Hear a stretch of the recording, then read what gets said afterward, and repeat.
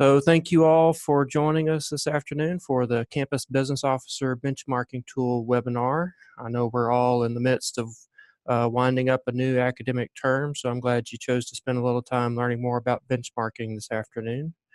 The webinar is scheduled to run for about 75 minutes, but I think we'll get through it right at an hour, depending on how many questions you have.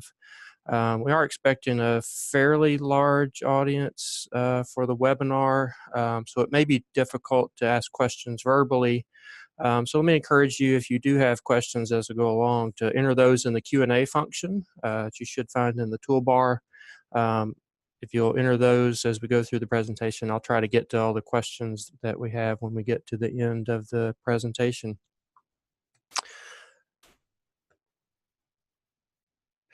So I'm Brett Powell, Vice President for Finance Administration at Henderson State University.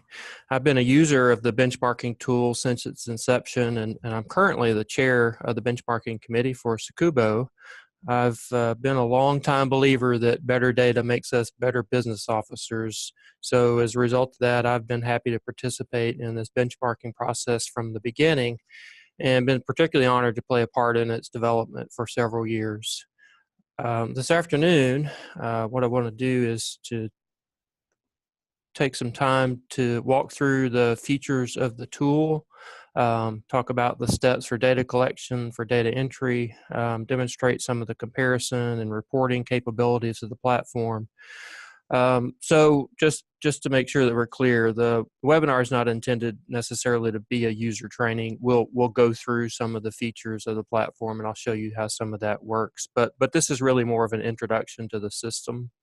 I think you're going to see as we go through that the platform is fairly intuitive, and there are a number of options available for user assistance if you run into trouble.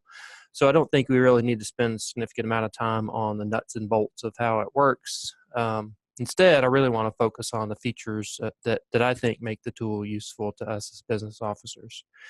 So before we get into the details, I think it's important to understand the history of how the project developed, a little bit about how we got to where we are at this point, and then explain why I think, in my opinion, it's quite a valuable tool for all of us, for all of our institutions.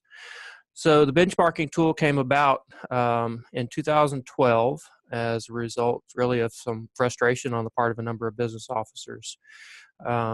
There really was nowhere to turn to get quality current data that could be used for comparison purposes to compare one institution to other similar institutions. I'm sure we're all quite familiar with the IPEDS database, which is quite useful. But IPEDS really has a couple of drawbacks.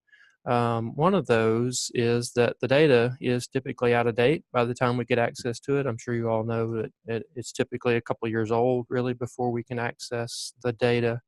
And the second drawback is really that it's overly complicated. IPEDS contains just a vast amount of data, and it often can be difficult to really hone in on what it is you're looking for that can be useful to answer the questions that you're after. Personally, I'm a frequent user of the IPEDS database, use it quite often for reporting purposes, but I just don't think it provides the same type and level of information that is available through the benchmarking tool.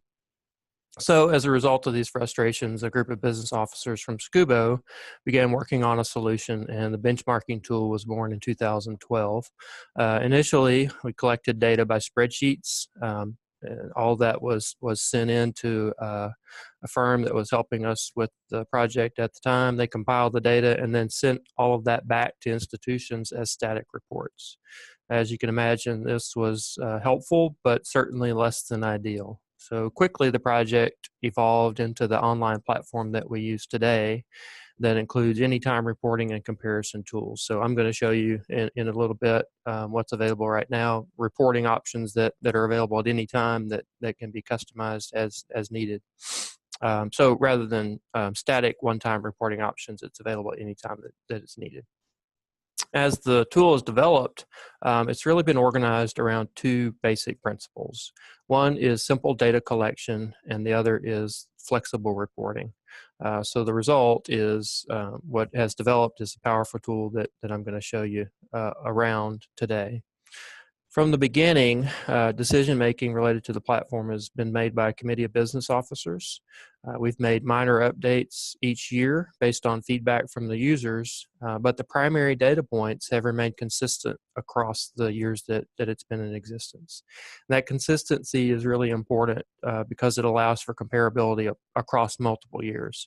As you'll see later, institutions can benchmark themselves using data that goes back to 2012, the first year that we collected, for any year from that year forward, as long as you've submitted data.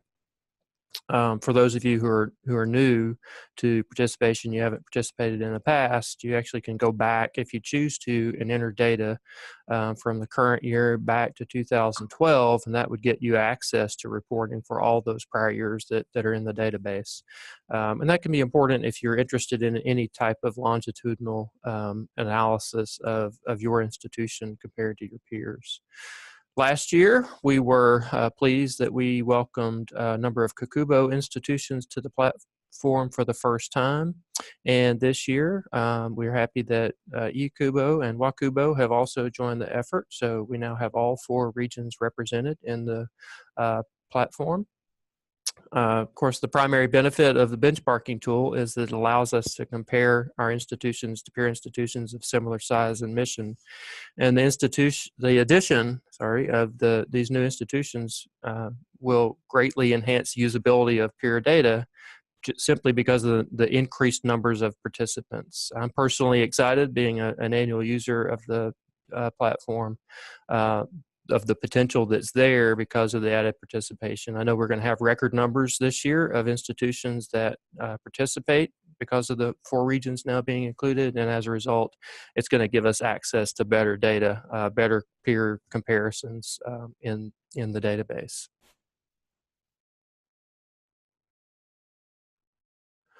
So the next few slides, I just wanted to give you sort of a summary of results from the last round of data collection that was for the 2017 fiscal year. Just to give you an idea of who some of your peers are that are already in the database.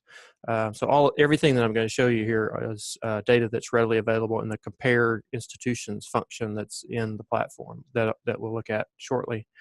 So here are the statistics from last year. We had just a little over 150 institutions that participated. As I said, last year was the first for CACUBO, so participation there was a little bit lighter. Obviously, we expect that will increase this year, so the majority were from the SACUBO region. Pretty even split across type of institution, slightly more small, slightly fewer community college, but really a good broad representation across 4 types of institutions. Mostly public, so almost 75% public. You can see the split between system institutions and single campuses. And then the outsourcing data might seem a little unusual, but we collect that to make it easier to compare directly to spending for like institutions. So as you know, if you outsource dining, for example, obviously that changes the way that you spend on dining. There won't be compensation and benefits there for an outsourced function compared to if it's insourced. So that would change the way you need to look at the expenditures, and same for all these other areas. So we collect that data so that we'll have a better idea of who we're comparing to. So this gives you an idea of in each of these functional areas, what percentage of participants have those functions outsourced. Just some more aggregate data from last year. So across all participants, the undergraduate enrollment median was 5,567. You can see the graduate enrollment, graduation rates, retention rates, discount rates. So these are all data that's readily available, just to give you an idea from who all participated last year, what some of these median numbers look like.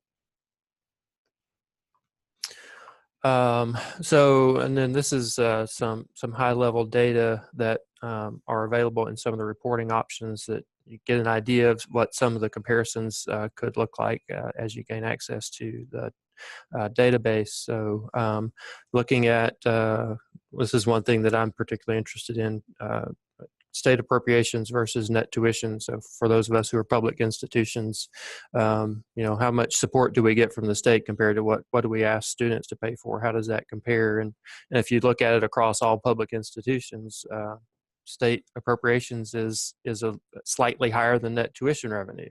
You might not think that, given what's happening in the environment around state funding, but actually state appropriations across all institutions still exceeds net tuition. Only 21% of us budget depreciation, not necessarily surprising given where we are on resource levels. It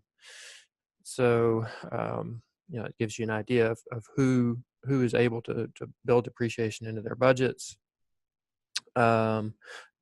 Employment numbers, on average, there's a little over 1,200 employees across all institutions. When you average that, that excludes hospitals, which changes that number pretty significantly, obviously.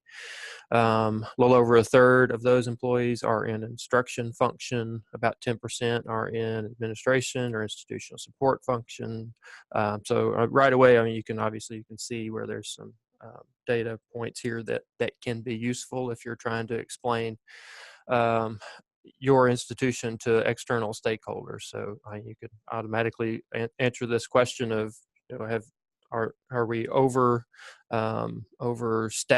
the administrative areas compared to instruction? And across all institutions, the answer to that obviously is no. Of course, we have much more staff in the instruction area than in institutional support area. So, not to get into too much commentary here, but people tend to think that if it's not a faculty member, that everybody else is administration, and so this employee count by function can be really helpful in trying to answer some of these questions to external stakeholders about where is everyone, what are they doing, and then you see compensation.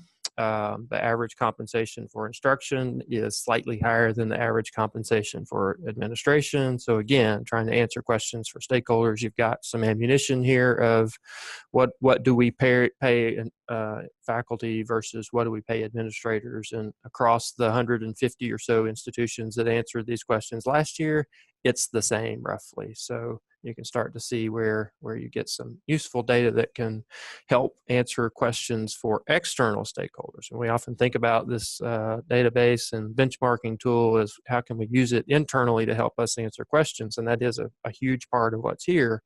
But there's also some great data that can be used externally to help people really get a better feel for who you are as an institution and how you compare to other institutions.